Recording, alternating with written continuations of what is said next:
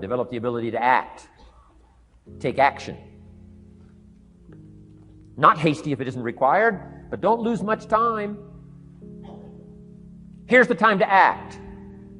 When the idea is hot and the emotion is strong. That's the time to act. You say, Mr. Rohn, I'd like to have a library like yours. See, if you feel strong about that, what you got to do is get the first book and then get the second book. Before the feeling passes and before the idea gets dim, action pronto, action immediate, action as soon as possible. Because if you don't, here's what happens. We call it the law of diminishing intent. We intend to when the idea strikes us. We intend to when the emotion is high. But now if you don't translate that into action fairly soon, now the intent starts to diminish. And a month from now it's cold. A year from now, it can't be found. So act. Set up a discipline when the emotions are high and the idea is strong and clear and powerful. That's the time to set up the discipline. Somebody talks about good health and you're stirred. Say, right, I need to get a book on nutrition. Get the book before the idea passes and before the emotion gets cold. Go for the book. Start the library. Start the process. Fall on the floor. Do some push-ups. Action. Got to take action. Otherwise, the wisdom is wasted. Otherwise, the emotion soon passes. Unless you put it into a disciplined activity. Capture it. Disciplines is called how to capture the emotion and how to capture the wisdom and translate it into equity. Disciplines. Now, here's what's important about disciplines. All disciplines affect each other. In fact, here's a good philosophical phrase. Everything affects everything else. Nothing stands alone. Don't be naive in saying, well, this doesn't matter. I'm telling you, everything matters. There are some things that matter more than others, but there isn't anything that doesn't matter.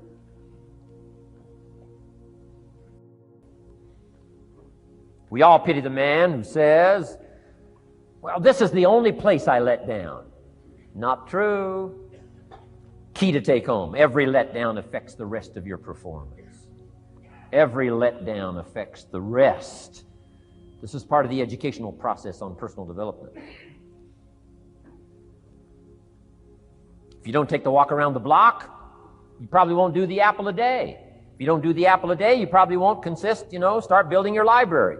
If you don't build your library, you probably won't keep a journal, and you won't take pictures, and you won't do this, you won't do wise things with your money, won't do wise things with your time, won't do wise things with your possibilities and relationships, and the first thing you know, 6 years of that accumulated, and we say you have messed up.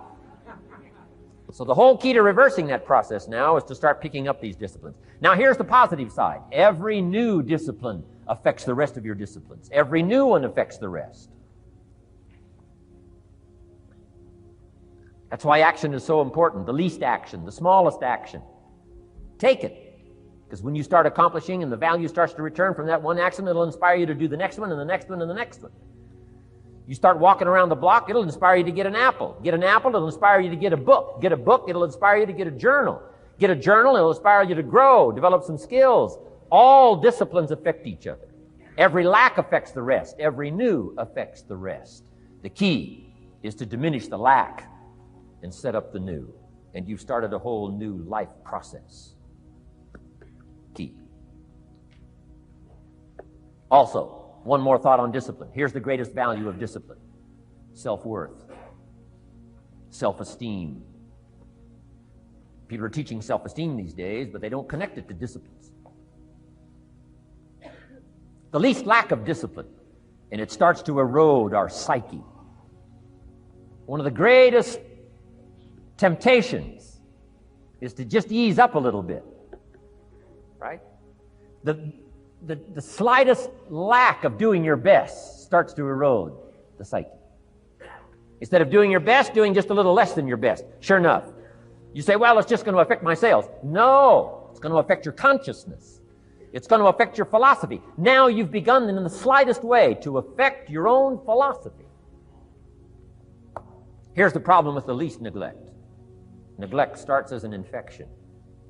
And if you don't take care of it, it becomes a disease. And one neglect leads to another. And the worst of all, when neglect starts, it diminishes our self-worth, our self-confidence, our self-value. You say, well, how can I get back my self-respect? I'm telling you, you don't have to go to 29 classes. All you have to do is start the smallest discipline that now corresponds to your own philosophy, like I should, and I could, and I will. No longer will I let neglect stack up on me so that I will have the sorry scenario 6 years from now, giving some excuse instead of celebrating my progress. That's the key to discipline. Okay? Let's get kids involved in the least of disciplines. One more, and then one more, and then another one, and then another one, and then some more. And the first thing you know, you're starting to weave the tapestry of a disciplined life into which you can pour more wisdom and more attitude and more strong feeling, more faith and more courage. Now you've got something, a vessel in which to put it.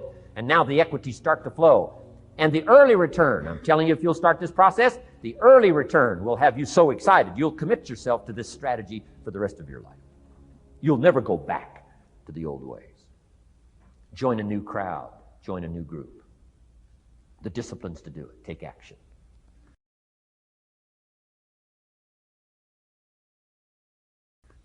I recommended the last time I was here the little book, Richest Man in Babylon, and I said I've lectured now to over 3 million people in the last 33 years, and I've recommended this little book to almost all of them, I think.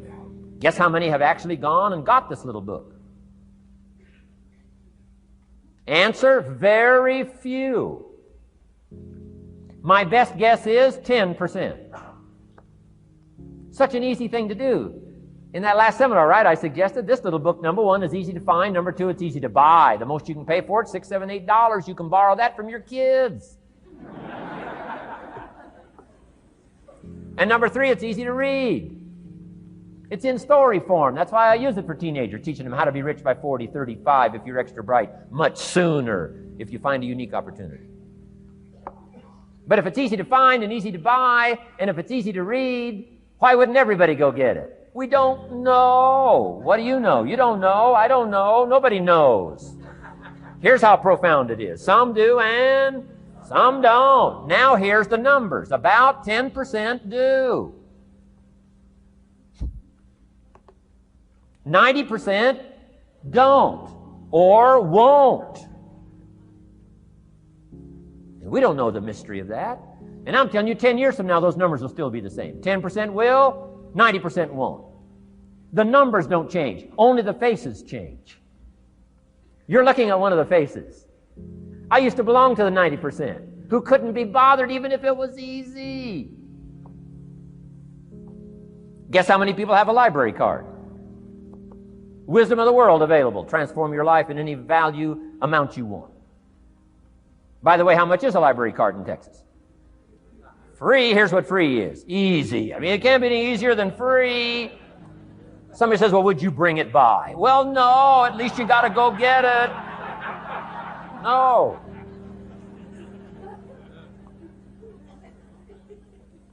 Wisdom of the world available. Transform your life spiritually, socially, personally, economically, and every other way. Teach you how to be rich and powerful and sophisticated and healthy, influential. How many people have a library card? Answer, 3%. 95, 97% couldn't be bothered. Guy specializes in happy hour, but he doesn't have a card. And now readily and quickly blames the government and blames his company and blames policy and blames the pay scale. When if he only knew, if he joined the 3%, here's my advice to you today. Walk away from the 97%. Don't talk like they talk. Don't act like they act. Don't go where they go. Don't specialize in what they specialize in. Throw away the blame list they cling to. Start you a new life.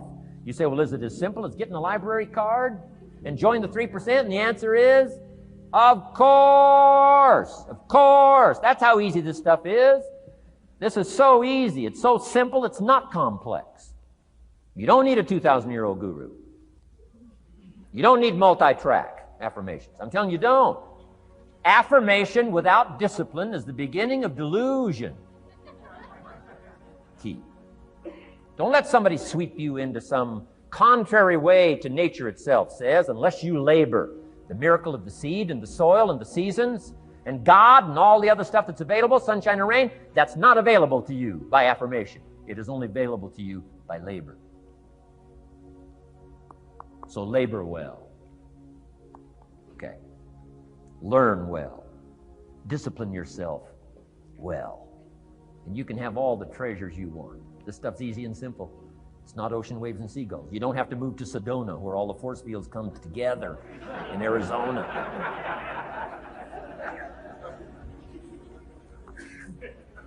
Let's teach our kids the simple ways to transform their health, number 1. Their economics, number 2. Their ability to communicate, number 3. Their life and treasure and lifestyle, number 4. Spirituality, number 5. And the list goes on and on. Let's not leave out any of the least of disciplines that encourage us to do the next one, to do the next one, to do the next one. First thing you know, this whole scenario for you is spinning up instead of out of control on the negative side. This is all you got to do. It's as simple as this. It's as simple as a start, committing yourself to life change. And once you start down this road, I promise you, you'll join the 10% and the 3%. We're going to talk financial independence in just a little while. Guess how many people can retire from the income of their own personal resources when it comes time to retire? Answer, 5%. In the most independent country in the world, 95% are dependent, 5% are independent. Take charge of your own retirement. I'm telling you, if you take charge of your own retirement through personal development and all these skills we've taught today, plus what's coming up, financial independence, I'm telling you, take charge of your own retirement, you can multiply it at least by 5, maybe by 10, maybe by 20, maybe by 100. Let the government take care of it, some company take care of it, you got to divide by 5. Take charge of your own life, take charge of your own day, take charge of your own conversation, take charge of your own family, take charge of your own possibilities. And learn these skills, develop this kind of strategy, and I'm telling you, life will open up for you. Join the 3%. Join the 10%. Join the 5%. Walk away from the 95%. In our Leadership Weekend we teach, find out what poor people read and don't read it.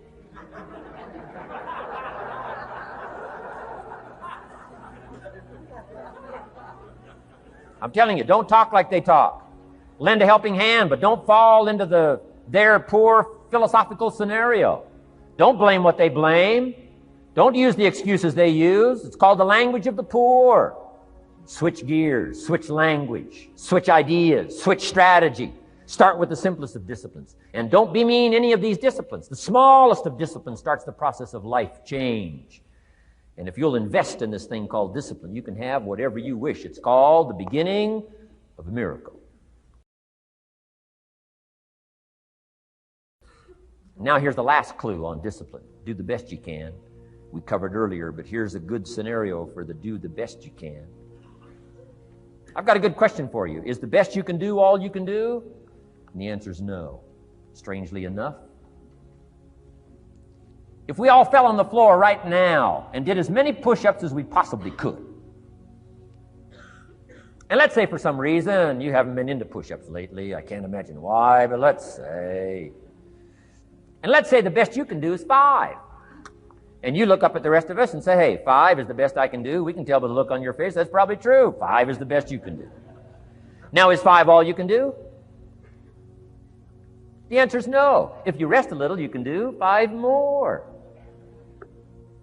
Wow. And if you rest a little, you can do 5 more. And if you rest a little, you can do 15 more. How did we get from 5 to 15? It's a miracle.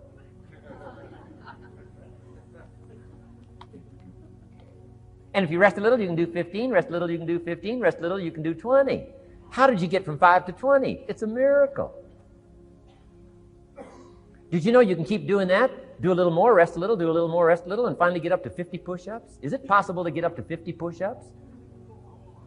Of course. How do you go from 5 to 50? It's a miracle. How do you get a miracle going? Number 1, do what you can. Don't leave out what you can, from writing a letter to your mother in Florida. Start cleaning it all up. 2, doing the push-ups. Go from 5 to 50. It's a miracle. Number 1, do what you can. Number 2, do the best you can. Here's number 3, rest very little.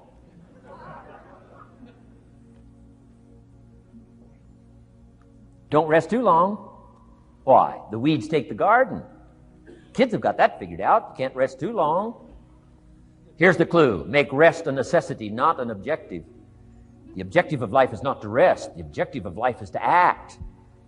Think of more disciplines. Think of more ways and means in which to use your own wisdom and your own philosophy and use your own attitude, your own faith, your own courage, your own commitment, your own desires, your own excitement. Invest it, invest it, invest it, invest it in discipline so that it's not wasted. The smallest of discipline. Thereby transform your life. Join the 5%, join the 10%, join the 3%. Guess when I went and got this little book, Richest Man in Babylon? The same day I heard about it. I went and got it. Somebody says, well, Mr. Rohn, does that make you different than most other people? And the answer is yes. Somebody says, well, why is that? We don't know. We don't know. What do you know? You don't know. I don't know. None of us knows. Some do and some don't. The numbers don't change. Only the faces change.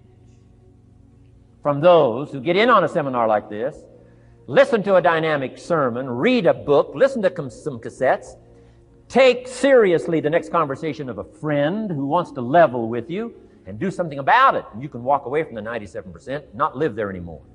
Because if you don't, the next 6 years of your life will be like the last 6. Mr. Shove said to me, Mr. Rohn, 6 years now you've been working. I'm telling you, the next 6 years of your life is going to be like the last 6, unless you take advantage and start making these personal changes. I made the changes, totally revolutionized my life. So take a look at the next 5 years of your life. It's going to be like the last 5, unless you change. And if you will change, everything will change. Join the 5%. 10 years from now, the numbers are going to be the same. But I'm telling you, some faces in this audience can change and start showing up in the 3% crowd, in the 5% crowd, in the 10% crowd, and thereby dynamically affect your life and your future.